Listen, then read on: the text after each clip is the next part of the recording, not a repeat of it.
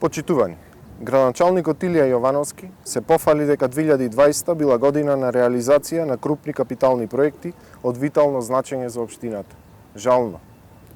Или гледа со розови очила, или не гледа дека градот се распаѓа на сите страни, со пропаднати улици со огромни кратери, запустени парковски површини, детски игралишта, плоштади.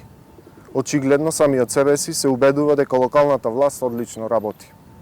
Од вкупно 452 милиони денари на сметката, останати се само 21 милион, а замислете, општината потрошила околу 7 милиони евра. Тоа е огромна сума на пари, а за жал потребите на граѓаните не се задоволени.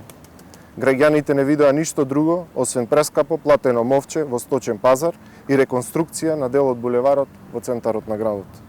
За каква реконструкција и рехабилитација на улици и локални патишта зборува градоначалникот Јовановски? За оние улици со огромни дупки на кои прилепчани ги кршат своите автомобили?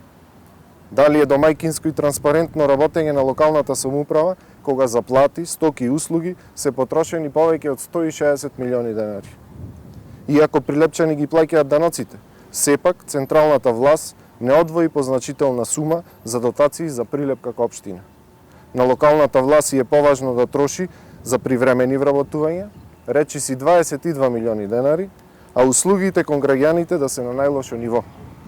Општината место сервис на граѓаните е претворена во фирма за вработување на партиски послушници кои само земаат плата, а ништо не работат. Колку мисли Илија Јовановски да ја задолжи општина Прилеп? Граѓаните ќе ја казнат ваквата неспособност и ароганција. ВМРО ДПМН има визија и стратегија за развој на општина Прилеп, која ќе ја спроведе по локалните избори.